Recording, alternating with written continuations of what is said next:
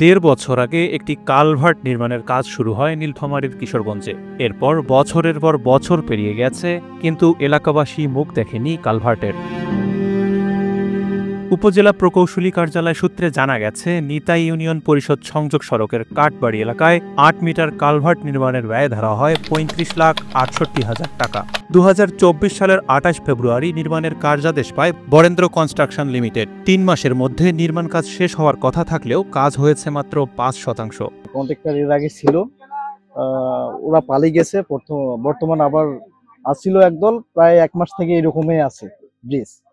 হ্যাঁ, বৃষ্টি হলে মনে করো গাড়ি চলাচলের খুবই সমস্যা হয়ে যায়। একটা রানিং রোড এভাবে যদি বন্ধ থাকে তাহলে তো পাবলিকের সমস্যা, জনগণের সমস্যা।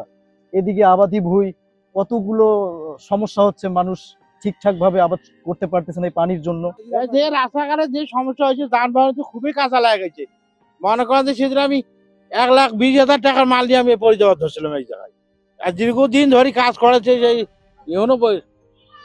খরার দিনে কাম নাই করে, আর এখনই কাম করে গর্ত করছে এখন হচ্ছে। এদিকে প্রায় দেড় বছর ধরে নির্মাণ কাজ বন্ধ থাকলেও সংশ্লিষ্ট কর্তৃপক্ষের এই রাস্তা ও সেতু নিয়ে মাথা ব্যথা নেই, এমন অভিযোগ এলাকাবাসীর।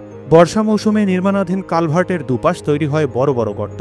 এরই মধ্যে যান চলাচলের অনুপযোগী হয়ে পড়ে সড়কটি। বাধ্য হয়ে পথচারী ও যানবাহন চালকদের নিতে হচ্ছে বিকল্প পথ, যা সময় ও অর্থ দুটোই বাড়িয়ে দিচ্ছে।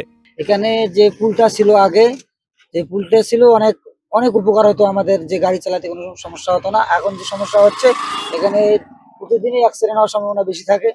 অনেক রিস্কে আমরা গাড়ি চালাই।